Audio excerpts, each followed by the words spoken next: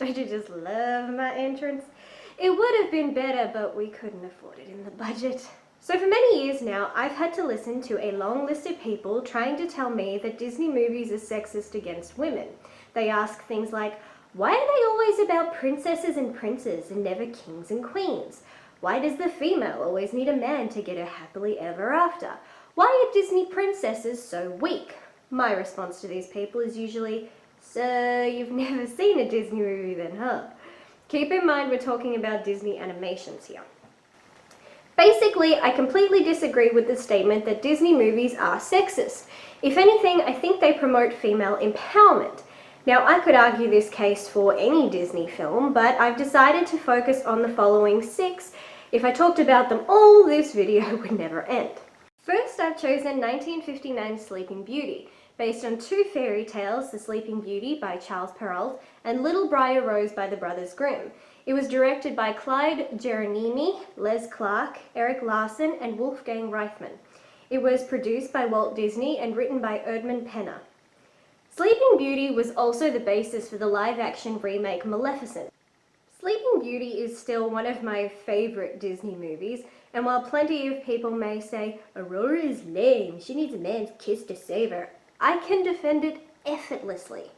If you think Prince Philip was the hero of that movie, then you weren't paying attention. Our main character, villain, and heroes of the film are all female. We have 3 good fairies by the names of Mistress Flora, Fauna, and Merryweather, and Maleficent, who is a classic Disney badass who everyone loves. She's super powerful and doesn't give a shit what anyone thinks. So, she curses Princess Aurora to die on her 16th birthday because she's a bit miffed. Now, Mistress Merryweather uses her gift for the child to place a loophole in the curse. She can't break it, so she alters it so that Aurora will not die but be placed into a deep sleep until true love's kiss will awaken her. This little fairy just stopped the princess from dying, so yay her! They also raise the princess and protect her until her 16th birthday, where she ultimately does get cursed. Boo. But the fairies put the whole kingdom to sleep, so for them no time will pass. They then break Prince Philip out of Maleficent's castle because the idiot got kidnapped. During his escape, they protect him from projectiles, boiling liquids, whatever was being thrown at him, they use their magic to stop. Then, during his big battle with Maleficent's dragon form, he was only able to win due to the fairies enchanting his shield and enchanting his sword to ensure his victory, which is how he was able to get to Aurora and break the curse. The heroes of this film were 3 female fairies, don't get it twisted. Then there's 1989's The Little Mermaid. Based on the fairy tale The Little Mermaid by Hans Christian Andersen, it was directed, written and produced by Ron Clement and John Musker and co-produced by Howard Ashman. It has spawned productions on Broadway, a TV series, and a direct-to-video/DVD sequel and prequel titled The Little Mermaid 2: Return to the Sea and The Little Mermaid: Ariel's Beginning. Another one of my favorites, and one that certainly enhanced my love of mermaids. This film, I think, is another good representation of females being given strong roles. Again, both the hero and the villain are female, and that goes for the sequel too. Not to mention, Ariel is one of 7 children, all girls, and all of whom are raised by a single father after the death of his wife, who died saving one of her daughters, by the way. So, in The Little Mermaid, Ariel is strong, independent. She's a 16-year-old who longs for adventure and love and goes through many obstacles to obtain those things. While yes, she does some stupid things for a guy, keep in mind she's 16. And while Prince Eric may have saved her maybe twice in the film, she saved him 3 times, so she wins. Either way, you can't deny that the 2 central characters of this film are strong women, both of whom are determined to achieve their goals. Up next, I selected 1991's Beauty and the Beast. Based on the fairy tale Beauty and the Beast by Jean-Marie Le Prince de Beaumont, it was directed by Gary Trisdale and Kirk Wise.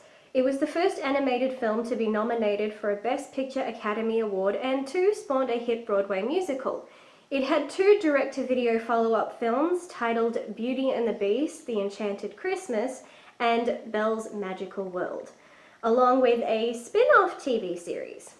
It also has a live-action remake coming out next year.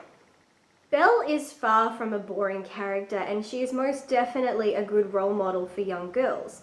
In her town, she is considered weird and not normal, and people in town like to gossip about her because while all the other women just want to get married and have a family, Belle prefers to read and learn and educate herself, and has a desire to see what's beyond her boring town.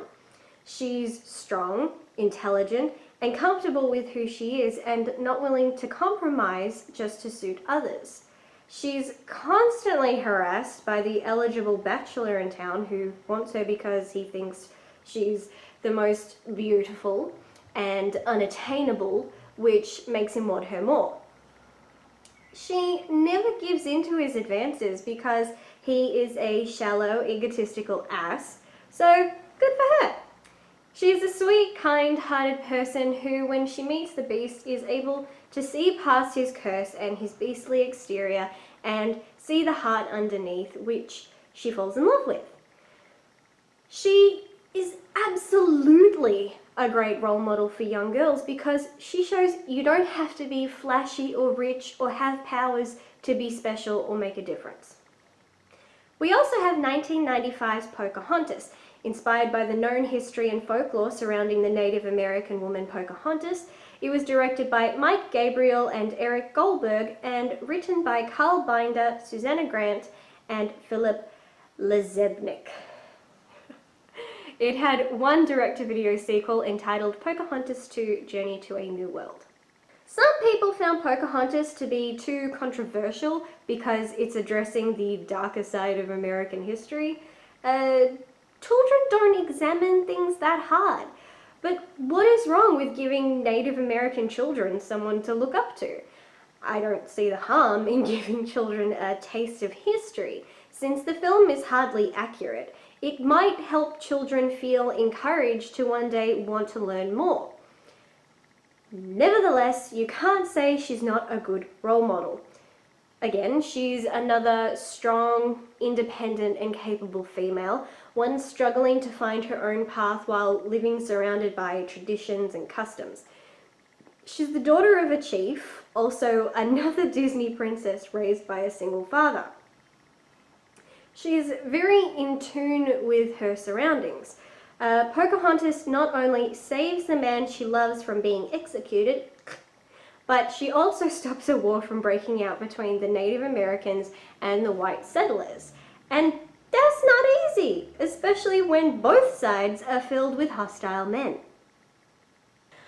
1998's Mulan. Based on the Chinese legend Hua Mulan, it was directed by Barry Cook and Tony Bancroft, with story by Robert D. Sansucci and screenplay written by Rita Hsiao, Philip Lezebnik, Chris Sanders, Eugenia Bostwick-Singer, and Raymond Singer. Ooh. It had a direct-to-video sequel simply titled Mulan 2. Mulan is yet another Disney character and film that is appealing to another culture base, which I love. There are so many children growing up in different cultures and are made up of so many ethnicities. To see them represented on screen, I think it's inspiring for children. So Mulan's family duty was basically to meet a guy and get married, and that would allow her family to keep their honor. And she was happy to go along with it because her family's honor is important to her. But it didn't work out for her because she's so different and more of a free spirit, which to others wasn't a good thing. When her father is called back to war, he's too old and sick, and she fears and knows that if he goes, he won't survive. So, wanting to save him, she takes his place and poses as a male soldier. She ends up being one of the best and most capable of the soldiers, and this, I think, has a lot to do with the fact that everyone else is doing what they're told, but she's actually fighting for something.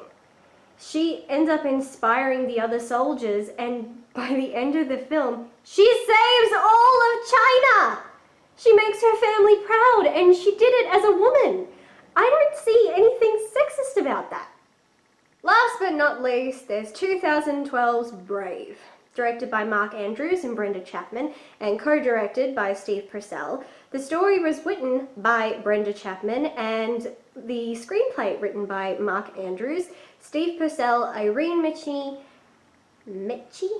and again Brenda Chapman. Chapman actually became Pixar's first female director of a feature-length film, so yay! This time the Scottish culture is being represented, and it was wonderful. Merida is rebellious, which is typical for a 16-year-old, but she's also strong, smart, independent, a capable fighter, and can fend for herself in the wild. I can't do that. Her character has a lot of emotional growth in the film, but what I loved was that her and her mother both learned from each other, and her mother got to see how strong and capable and resilient she is, and that part of her actually rubbed off on her mother. So, again, yay! Now, after the release of 2013's Frozen, I started hearing some of the dumbest statements. The worst being when I asked people why they love Frozen, and they would say, "Because Elsa is Disney's first queen." Are you freaking kidding me? Has everyone been living under a rock? Elsa is in no way the first Disney queen. She's not even a good role model, nor is she the central character of that film. She got coronated, froze over her kingdom, and ran away, and swore to never return. Oh yeah, good role model. She was not the first queen, nor will she be the last, so I think it's time for a lesson on just some of Disney's queens. The Evil Queen from Snow White. The Queen of Hearts from Alice in Wonderland. Queen Leah from Sleeping Beauty. Queen Mousetoria from Basil the Great Mouse Detective. Sarabi from The Lion King. Nala from The Lion King 2, Simba's Pride. Queen Constantina from the live-action Cinderella. Hera, Queen of the Gods from Hercules. The Ant Queen from A Bug's Life. Queen Atta from A Bug's Life. During the film, she is a queen in training, but by the end, she has become the queen. Queen Anne from Pocahontas 2, Journey to a New World. The Queen of Atlantis from Atlantis, The Lost Empire.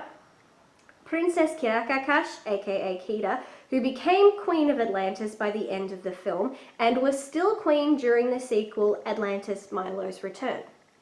Actually, Kida is my favorite Disney princess slash queen. And it frustrates me that she's not recognized as one because I love her. She's not just royalty, she's a warrior, and an amazing one at that. She's strong, she fights for her people and fights on an equal level with all the male warriors.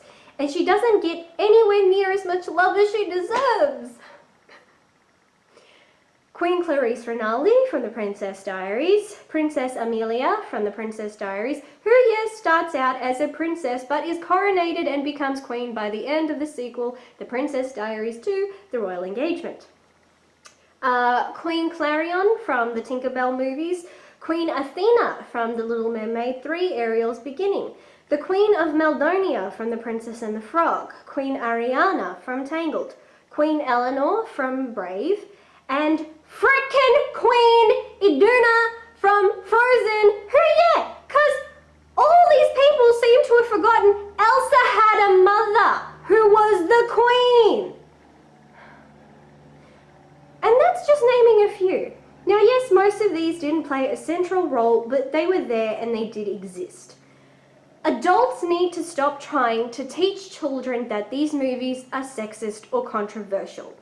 Children are children, so let them be children. They watch these films and love the pretty colors and the catchy songs. They don't go around looking for sexism. They don't know what that is until it's taught to them. The reason Disney focuses on princes and princesses is because they are young. They are children and teenagers, and they want children to have characters on screen they can relate to and go, wow, I could be like that. I could do those things. And know that they can grow up and be what they want. Disney films tell stories of growth and self-discovery and maturity and good overcoming evil, like what fairy tales have been doing for years. But most of all, for children, they are fun. So please stop trying to force these negative thoughts into your children's heads and just let them enjoy the magical, beautiful, enchanting world that is Disney.